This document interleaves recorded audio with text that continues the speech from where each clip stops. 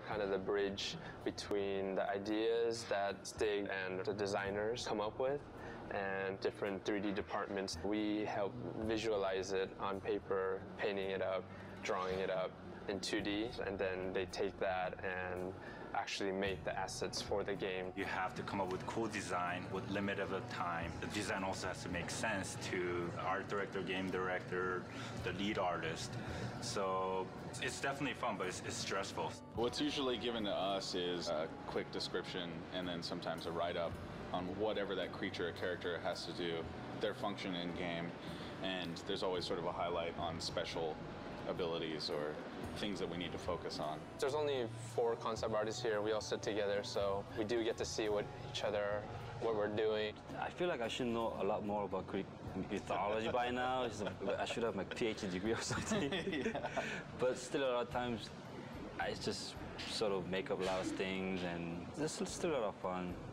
Right now, as you could see on my monitor, working on Pandora's Cage. This is a final concept design that was proved and it's good to go. But to get to this point, there was a lot of sketches, a lot of color variation, a lot of input that I had to get through. We've tried maybe girls hanging together, or we tried maybe girls holding the fire torch, or we even tried the guys holding a cube, or we even tried the guys holding the torch.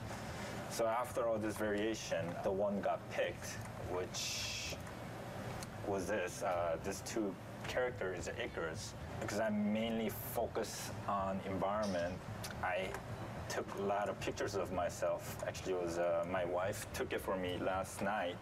It's kind of embarrassing to show, but I'm wearing my boxers and just shirt.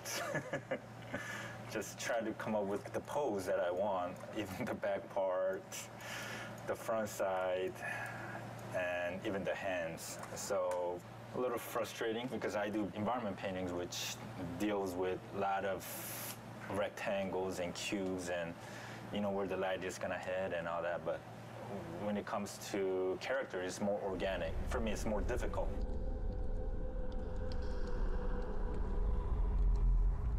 Is Palace for the Gods.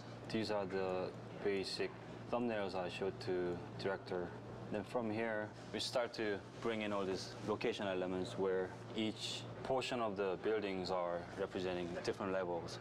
It's not just figuring out the entire look of the place. I also have to figure out how each sections are connected.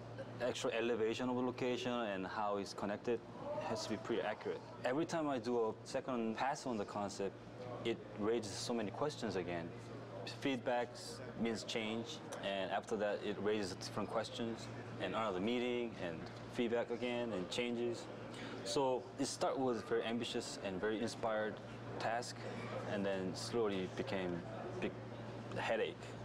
But the funny thing is, you never get to see this scale in actual game, because actual gameplay only takes place in this top section here. Like you see, it is the entire concept is being drawn out from the entire mountain towards the balcony area where the most gameplays take place.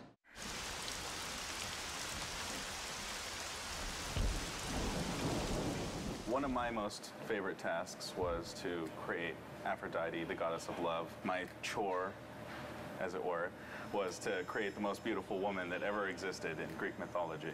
Here I've got some initial sketches. There's a lot of Greek art that involves, sort of the bare breast and things like that. So we were trying to come up with a way of framing these really feminine aspects of this character without being just vulgar. I originally had her hair always bound up, very Greek-like, but they really wanted it hanging down. This is the final 3/4 view of Aphrodite. As you can see, some of the stuff that I had originally concepted in the other pieces did stay. One of the mandates for the character was that she have a girdle made by Hephaestus. Some of the backstory is that Aphrodite was given as a wife to Hephaestus by Zeus. In original Greek mythology, she cheats on Hephaestus by bedding down with Ares, the god of war, the original god of war. He punishes her by catching her in a trap with Ares and sort of parades the two of them in front of the other gods to shame them. And she was ashamed. She's a naughty girl.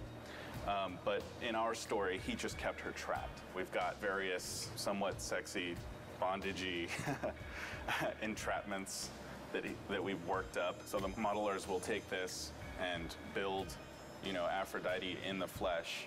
And I must say, I'm really looking forward to see what they do with it. Do you know how long it's been since a real man has come into my chambers? Those bridges outside are nearly destroyed. Zeus refuses to have that stupid mortal Daedalus stop working on his precious labyrinth to fix them. You could be my one and only. I can be your one.